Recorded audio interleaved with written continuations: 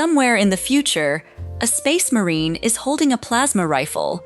One hand, no recoil, not even sweating. And that soldier is already dead. Not because of the enemy, because of his own gun. And not because the future is dangerous, but because of the single most boring character in all of science fiction, a guy nobody ever invites to the war, an accountant named Thermodynamics. Here's the promise. We are going to actually build a plasma weapon. On paper, out of real physics, and real hardware the military has genuinely fired. And we are going to find the exact moment it stops being a gun and starts being a way to cook the person holding it. Spoiler! The gun is the easy part. First, the good news. Plasma is completely real. It's the fourth state of matter. You take a gas, you rip the electrons off the atoms, and you get a glowing, electrically charged soup. Not magic, not fiction. You've got it in your kitchen right now. It's what's glowing inside a fluorescent tube. In fact, plasma is the most common state of ordinary matter in the whole universe. Every star is a ball of it. Lightning is a bolt of it. A lightning channel hits around 30,000 degrees Celsius. That's 5 times hotter than the surface of the sun, crackling through your backyard for 1,000th of a second. And that last part is the whole problem. Lightning is 30,000 degrees for 1 millisecond, and then it's gone. Because plasma isn't a material you can hold. It's a tantrum. The instant you make it, it wants to do 3 things: expand, cool down, and go back to being boring gas. It follows the path of already broken open air, and then it quits. So the fantasy of a neat, glowing bolt that flies straight and punches a hole? Physics looked at that and said, with what money? Because making plasma costs energy. You are paying, atom by atom, to tear electrons loose. And holding it costs even more. Hold that thought. It's the meter that's running the whole video.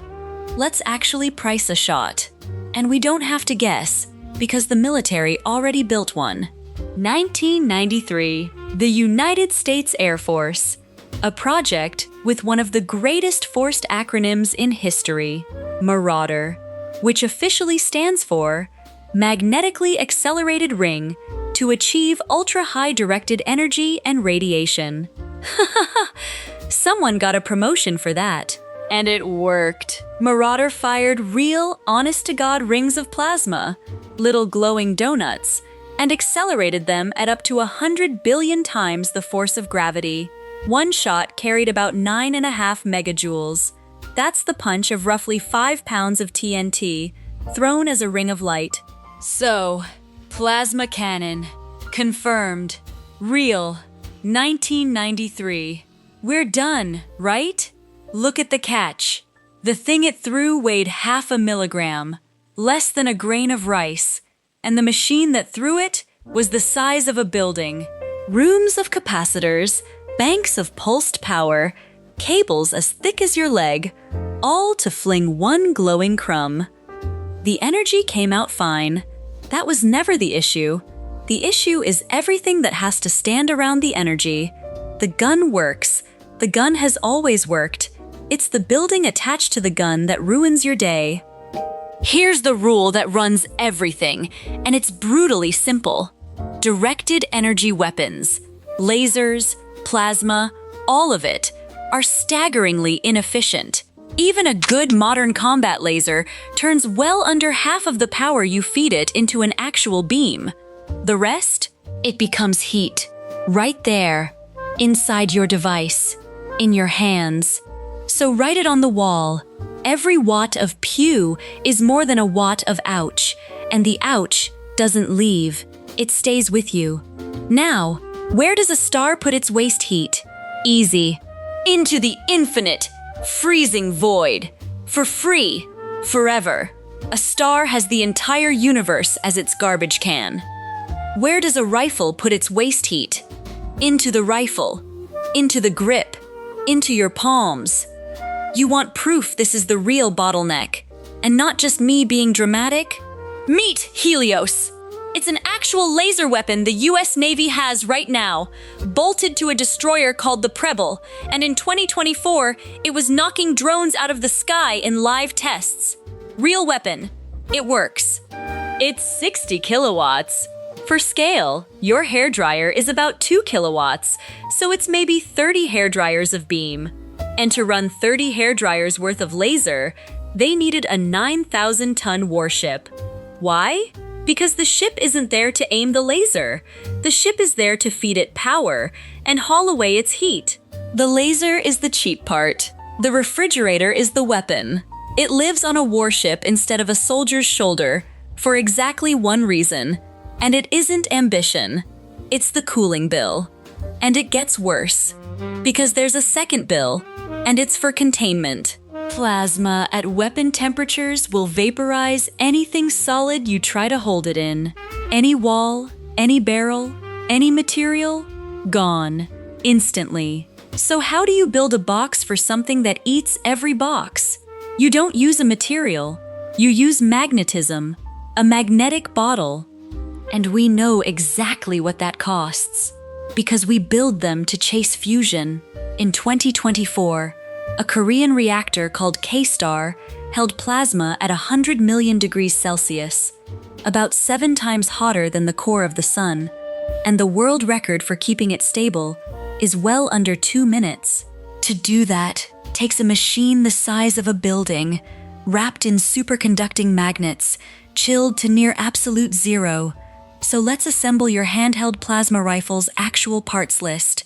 You need a power plant to make the shot, a magnetic containment system to hold the fire, a cryogenic cooler to keep the magnets cold, and a heat dump the size of a car to survive your own waste heat. Congratulations!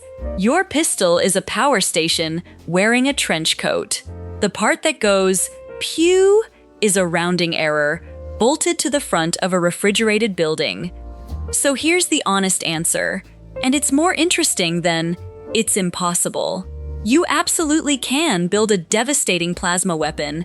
You just can't shrink it. It wants to live wherever there's limitless power and somewhere to throw the heat, which is a ladder. And it's the same ladder scientists use to rank entire civilizations by energy, the Kardashev scale. The bigger your pew, the bigger your radiator has to be, all the way up. A realistic plasma warship isn't a sleek little fighter. It's mostly radiator. Giant glowing fins, bleeding red into space, dumping the cost of every single shot into the void, because that's the only trick that ever worked. Ask the sun. Your dream weapon is 5% gun and 95% refrigerator, and the refrigerator is the part that's hard to build. The soldier with the plasma rifle was never the end game.